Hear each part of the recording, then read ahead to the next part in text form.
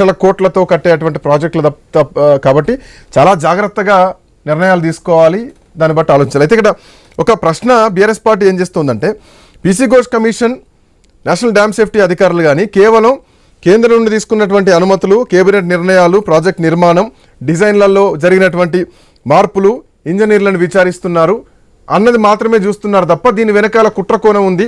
Madepur police స్టేషన్లో కేసులు నమోదైనాయి, ఇంజనీర్లే కేసులు పెట్టారు. సో ఆ విషయంలో ఎందుకు పీసీ ఘోష్ కమిషన్ విచారణ జరపలేదు?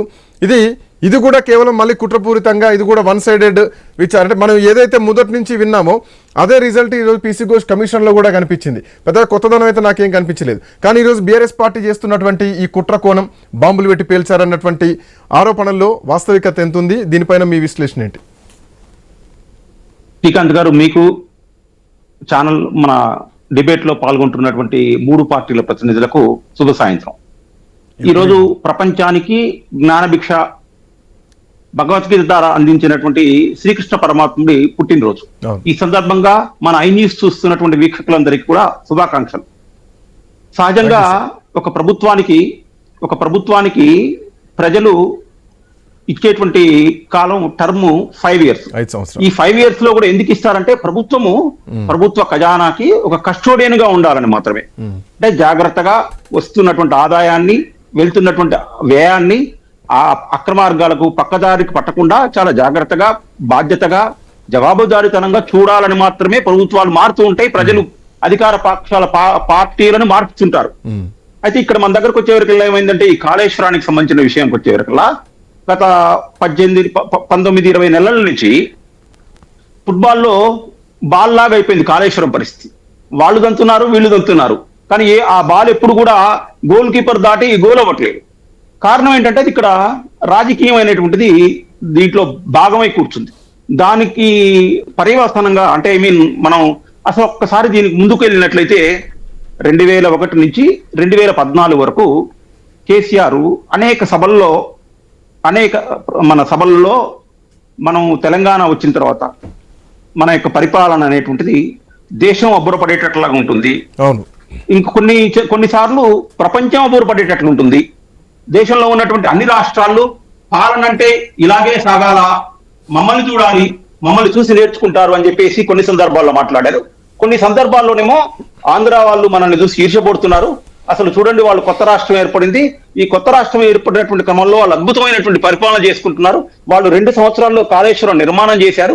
మా దగ్గరికి కూడా అనేక మంది వచ్చి, సార్ మీరు కూడా మీ బీఆర్ఎస్ ని, టీఆర్ఎస్ ని మా రాష్ట్రంలో కూడా పెట్టండి అని మాకు అనేక రకాలైనటువంటి వినతులు వస్తున్నాయి అని చెప్పారు. అయితే ఈ క్రమంలో ఇందాక మన మిత్రుడు రవికుమార్ గారు చెప్పినట్లుగా ఆయన ఏమన్నాడంటే, కాళేశ్వరం ప్రాజెక్టుకి సంబంధించినటువంటి ఈ డిజైను, కర్త, కర్మ, క్రియ మొత్తం నేనే ఇంజనీరు, అసలు నీళ్లు పల్లానికి పోవాలంటే దీనికి ఇంజనీరింగ్ చదువుకోవాలా, ఈ విషయం చెప్పాలంటే అని ఇంజనీరింగ్ వ్యవస్థని, ఇంజనీర్లను కూడా వెటకారంగా, వ్యంగ్యంగా మాట్లాడినటువంటి సందర్భం కూడా మనం చూసాం ఈ లాస్ట్ 5 years లో. ఈ నేపథ్యంలో మొత్తం ఏమైంది, అసలు నేనైతే కలలో కూడా ఊహించలేదు ఇంత తెలంగాణ రాష్ట్రం వచ్చిన తర్వాత దాన్ని 10 సంవత్సరాలు పరిపాలించినటువంటి కేసీఆర్, దాంట్లో కారణాలు ఏమైనా కానివ్వండి, అది మితిమీరిన అహంకారం అనేటువంటిదే వాడతాను నేను.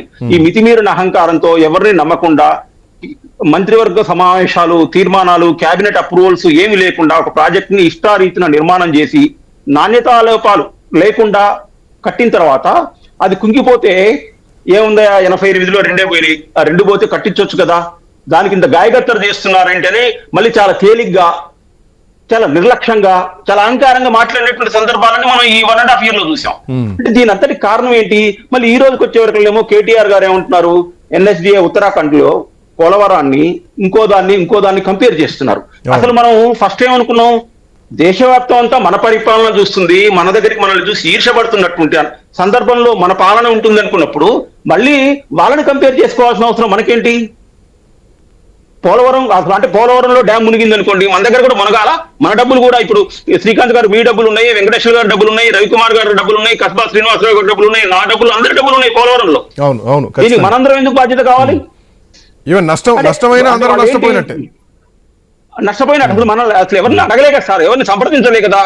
పోలవరం మునిగింది, ఉత్తరాఖండ్ లో వరదలు రాలేదా, అక్కడికి NSDA ఎందుకు పోలేదు, NDSC ఎందుకు పోలేదు, ఇక్కడికి ఎందుకు వచ్చింది అంటే అంటే తప్పు జరిగింది హుందాగా ఒప్పుకోవాలి. ఏముంది రండి, ఈ పొరపాటు అయింది, ఇంత పెద్ద వ్యవస్థ చేశాం, దీంట్లో మేము తొందరగా రైతులకు నీళ్లు ఇవ్వాలనేటువంటి ఆరాటం తప్ప మాకు వేరేటువంటి లక్ష్యాలు ఏం లేవు.